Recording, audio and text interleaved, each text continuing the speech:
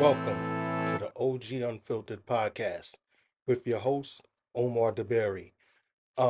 Like to welcome you to the channel. For those who are coming for the first time, for the returning visitors, I appreciate that you returned, came back. I would like all of you to like, share, comment, and subscribe to the channel. So we keep trying to bring you, you know, good content, stuff that, is thought provoking and need to be said. Now, with all of that being said, let's go right into the subject. We know that silly season, what I call the political season, silly season, you want to call it the election time, that is upon us. Okay? As a people, and I'm speaking directly to black people, whether you call yourself African American, whether you call yourself foundational black American, whatever you call yourself in that spectrum. I'm speaking directly to you guys today. Um, we vote and we participate within this political system regularly. And we do this without results. Um, say what you want, or what you like or don't like, whether you should vote or you shouldn't vote. I do not condone not voting. I don't condone that because that changes nothing as well. However, when you vote without a specific agenda in mind, and when you vote for quote unquote lesser of two evils, you are not being properly represented within the political structure. So now this is the point. You vote. You did not choose the candidate. You did not vet the candidate. The candidate doesn't address your core values. What did you vote for?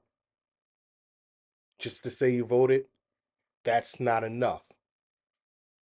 Black people have a specific set of problems within this nation, within this society, that is completely different from everyone else and has to be addressed in order for us to move forward. And that's period. Um, in the beginning, when you go back to our earlier coming out of slave days, okay? And in that short period that they call Reconstruction, there was a high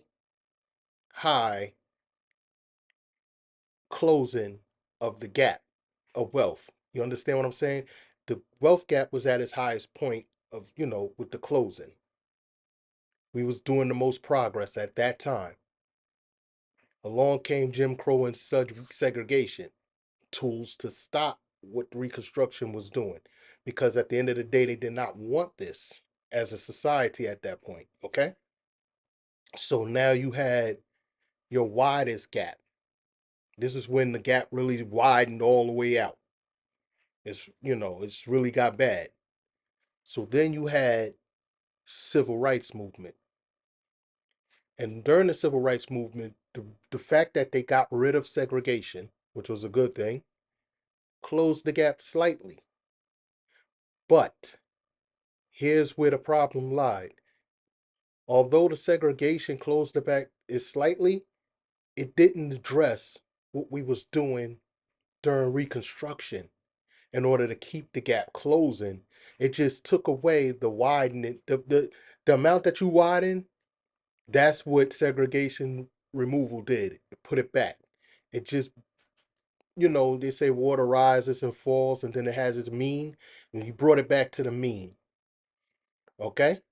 Now, during the 80s and on into today, because of the fact that we didn't address what they was addressing during Reconstruction, and we didn't stop certain things and practices, whether it was the credit practices, whether it was the mortgages and loans, and whether it was the redlining, all the different things that they put out there that hinder us as a people, that's marketed towards us as a people, that does us bad.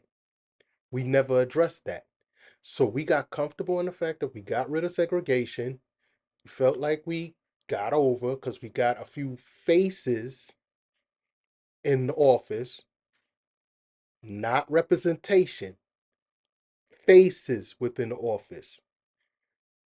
Because if you look at it this way, when you look at representation, representation means that you selected this person to do what you need to have done for you. Okay? Now, for us, in order to get rid of the, the needs that we have, in order to get that, you know, addressed, it's not going to come through liberalism. That does not address the black issue. It's not going to come through conservatism. That does not address the black issue. It's not going to come through a progressive movement. You see what I'm saying? It's not going to come through, what does they call that? Libertarian. It's not coming through none of those things because they don't address the black issue. The black issue is the inequality and the wealth gap. Those are two specific things that need to be addressed. The inequality in education, the inequality in living space, the inequality in policing, the inequality in services given out by these communities and given to certain communities where they're not really given out, they're not meted out equally. So when we get those problems solved, and the only way we get those problems solved is by having adequate representation within this government, because they're going to come through changing of laws. A revolution or a change does not come by asking for it. Those that took something away from you is not going to just give it back because you asked for it. You, as a people, have to take it back. You got to take the power back. And in order to take the power back, that takes fundamental work. And this fundamental work is a grassroots organization, more than one, because it has to be spread out, but it has to be a grassroots organization that stays on code and remembers exactly what we need as a people. And until that is fully addressed, we plug. We don't stop. We keep going. You understand what I'm saying? When I'm saying keep going, I don't mean because you make a little achievement here, we good. No. When we get that little bit, we not pulling back at that point. You can only go forward. So when you get that little bit, now you gotta go get that little bit more. Now you gotta go get that little bit more. It's no pulling back. Once you start rolling, no pulling back. So in order to do that, you can't be co-opted by a Democrat Party or by a Republican Party at all. This grassroots organization needs to infiltrate both parties. You cannot get anything done relying on a one-party system. We have to infiltrate through these grassroots efforts both parties. That means you taking on the ground level and you putting your money and your time and your effort behind this movement within your area in order to put candidates that address your need specifically into these different parties. And that right there in a nutshell takes a lot of work and it takes a lot of organization and it takes a lot of effort. And I don't know personally if we have that in us, but we need to get that in us because this is a long game. This is not a quick fix. There's nothing quick about what I'm talking about. Everything is a long game. It takes a while because you got to identify areas and where you can get a candidate in that will win. You have to identify weak candidates in that party and be able to primary them out of it and get your candidate in. So then when black people are going to the poll, they're hearing their issues all of a sudden. Now they got candidates that's coming to the poll that's addressing their issues. Now you voting for a reason. Now you voting for a reason.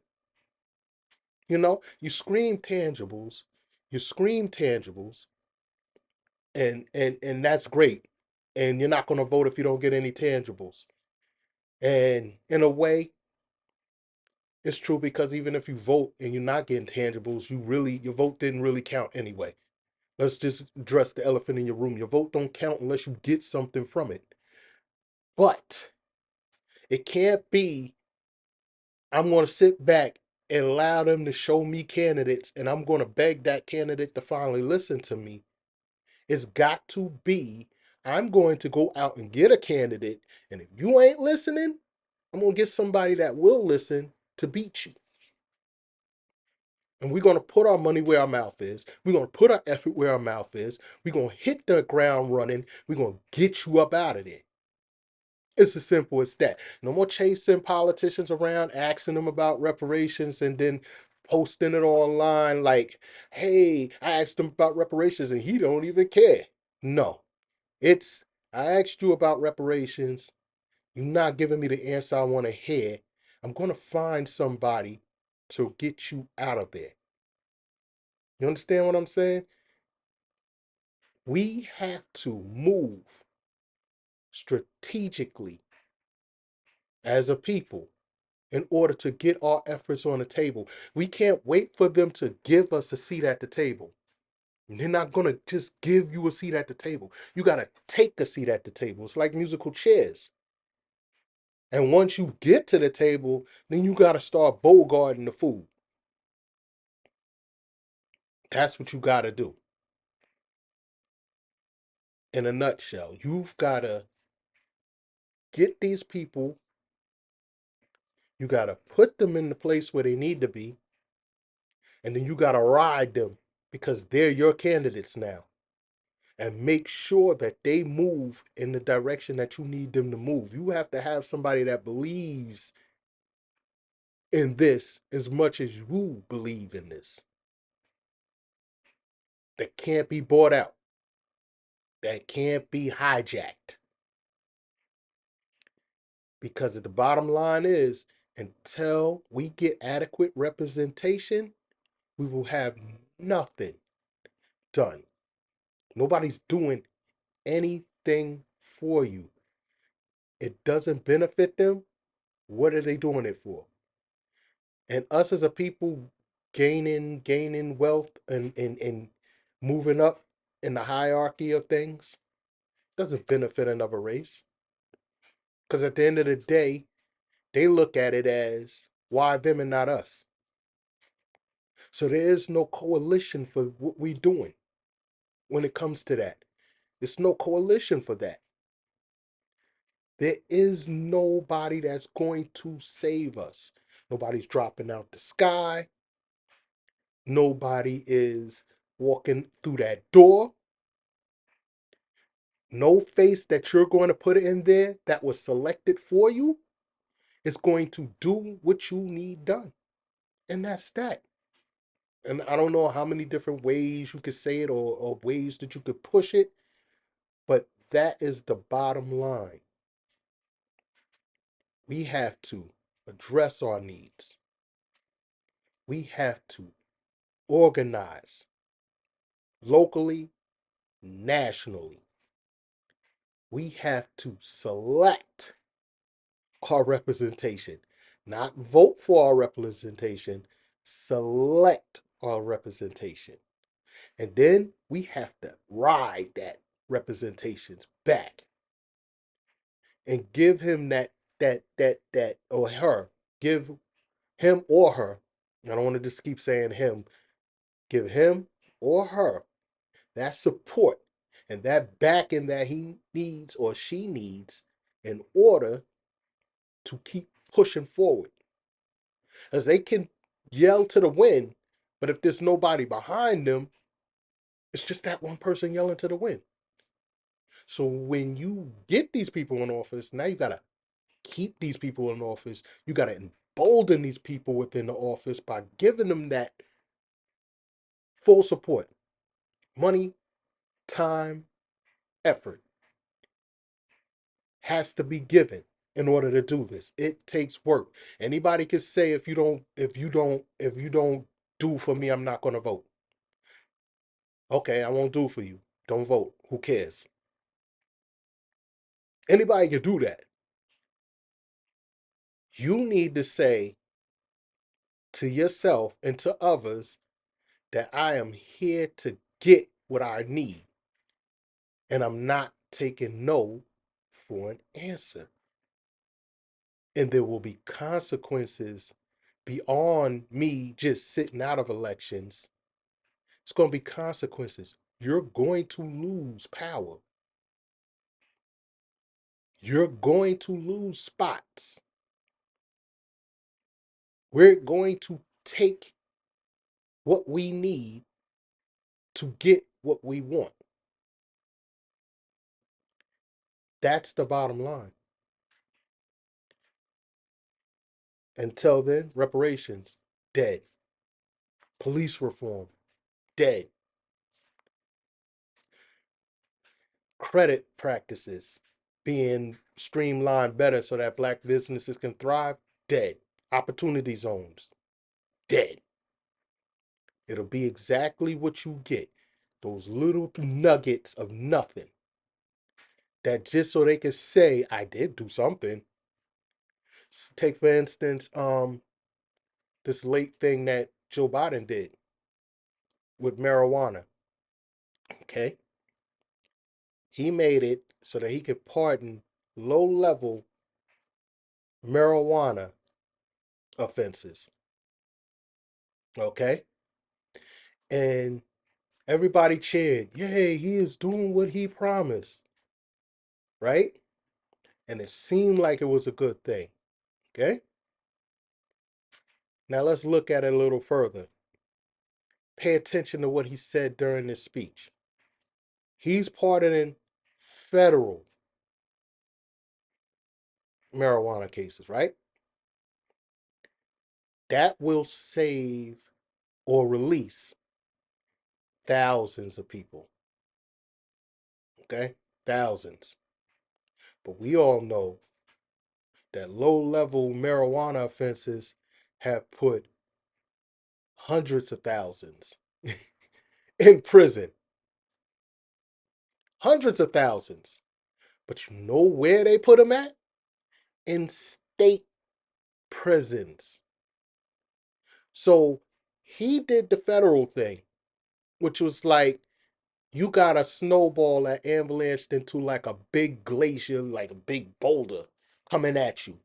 He took a pick and said, tick, tick, tick, tick, tick. The boulder's still gonna run you over. But he tried, he helped. No. Certain things look good on the surface. And it's put out there so that they could keep getting elected.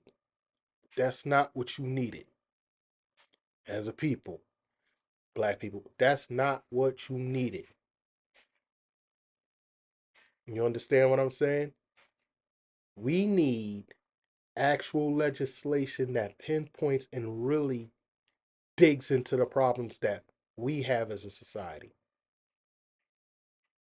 And those are things that we will get through working locally all the way up to the national level. And we only get that way with the work by putting in the work and by persevering because it's going to be a struggle. You're going to get backlash. It's going to take time. Are you willing? Like those who really plot, they're willing to sit 20 years on something. They'll chalk out 20 years of their time for this plot to work because they know that once it hits, it's going to affect not just them, but generations ahead. More and more people and within their circle, their line, their lineage. will get the benefit from that plot that he put 20 years in for. It's sacrifice. Yeah, it would be nice to say, we get reparations, yay, we get a check. But it doesn't go past that day. And it doesn't go past that day because it's not sustaining. Not addressing your core issues is not sustainable. It will not hold you long. You could get band-aids all you want, but you need stitches. So we can't afford band-aids anymore. We can't afford crumbs off the table anymore. We can't afford to beg for a seat at the table anymore. All of this has to be taken strategically, systematically, and through struggle. We have to put our money where our mouth is. We have to put our time and effort where our mouth is. It's good. You get on Facebook, you get on Twitter, you get on YouTube, you get on Instagram, and you scream to high heaven, this is wrong, that is wrong. You point out injustices and inequalities. That's all you're doing. You're pointing it out. Are we moving? Are you backing anything that is trying to move in that direction? That's our task. My task, your task, our task. That is the task, to go from talk to action. If it's not now, when is it going to be? Who are we waiting on to actually get this started? Because it can start with you doing your little thing here, me doing my little thing over there, them doing their little thing over there, and then it's just rolling into a big snowball because now people are moving. There's grassroots organizations on the ground now that is trying to get things moving, but they need our support. Not our ridicule, but our support. But at the same time, we got to make sure that we are picking the right people to back, because everybody is not in it for what they say they're in it for. And that's the sad part about this whole thing.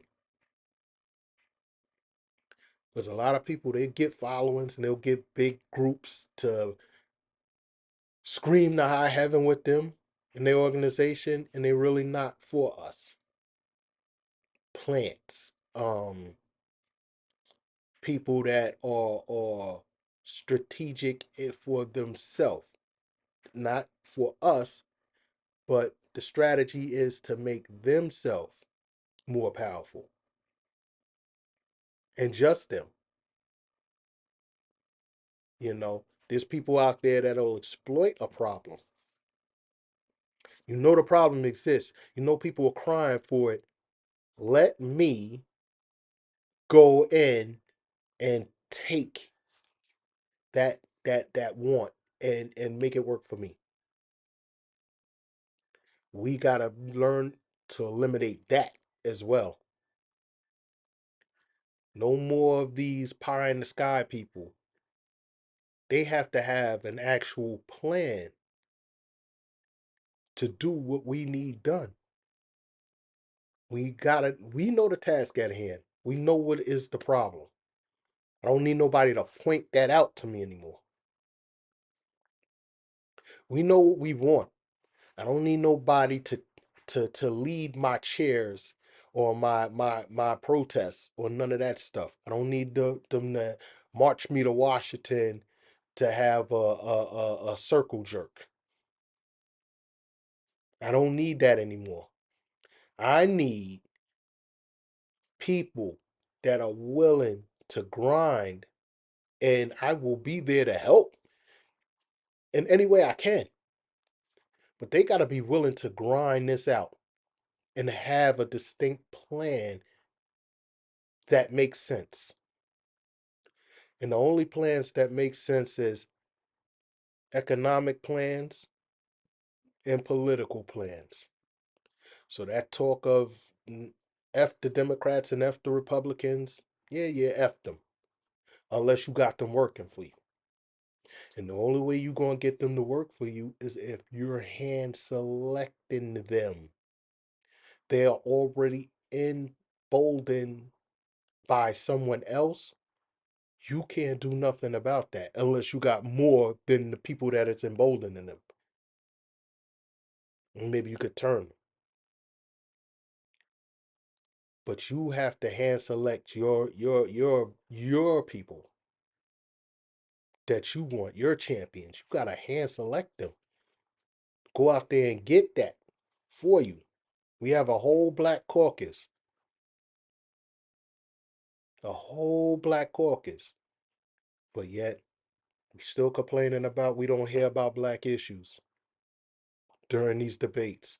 We still complaining about they don't address black issues. We got a whole black caucus for. What is a black caucus? What's their purpose? We had a whole organization that says they're for the advancement of colored people. And that's what black people was at the time. So I'm gonna give that a pass. That's an antiquated name, but they are for the advancement of colored people.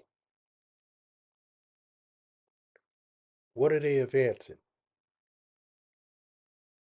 Who are they putting in place with a specific agenda that meets our specific needs in order to advance? Because we're trying to advance the people, we have to actually advance the people economically, socially, politically. Has to be advanced. So if they're not advancing us, what are they there for? You got a action network out there, and I'm not seeing any action. Protesters are not action. Boycotts, it's not as effective on a national level. It's more of a local thing. And then even in that, they can be broken up pretty easily. Because not everybody's going to want to ride that ride. Because you haven't done enough work to make them feel like if I ride this ride with them, I'm going to get something out of this. Hashtags is not action. It's nothing that's going to advance us. T-shirts, nothing that's going to advance us. Empty slogans, not going to advance us. Time is now to do the things that's going to advance us as a people. It's nothing more powerful than a people that is focused on a common goal and will do anything to achieve it.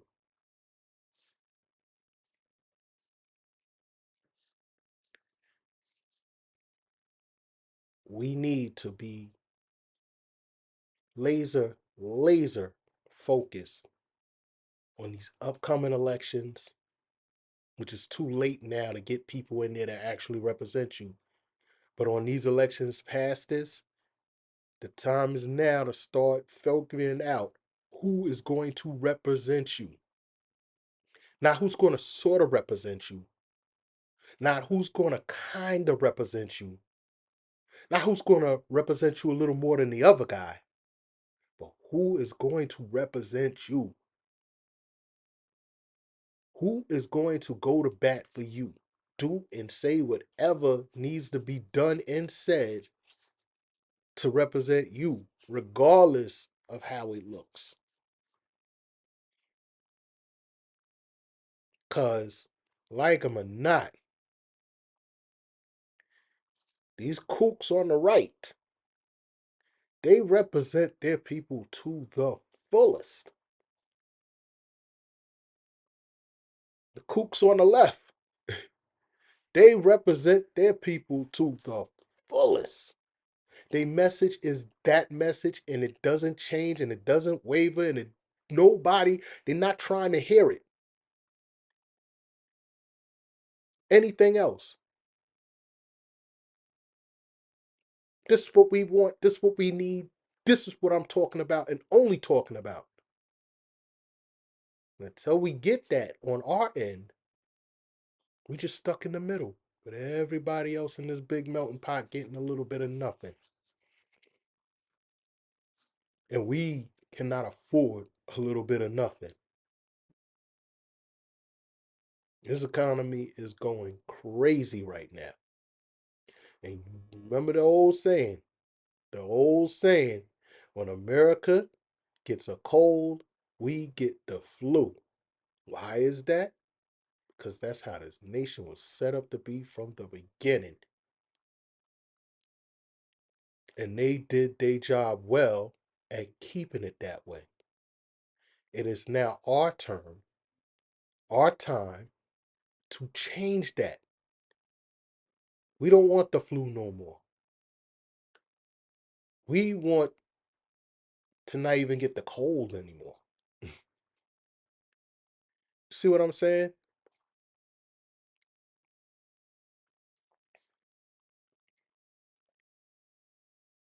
The bottom line and the whole point of this rant, this message that I'm sending out here is we do not move forward until we move. That journey of 1,000 miles starts with the first step. We not taking steps. We wiggling around in place. We want to take the step. We not taking the actual step. It's a simple step. You cannot defeat a system from outside the system. They see you coming. We have to get within the system and infiltrate the system and work the system to our advantage.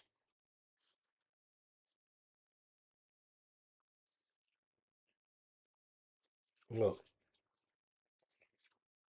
going to round this out and put a bow on it. Love you guys. Remember this. You die once, but you live every day. Now go out there and live your life to the fullest. Peace.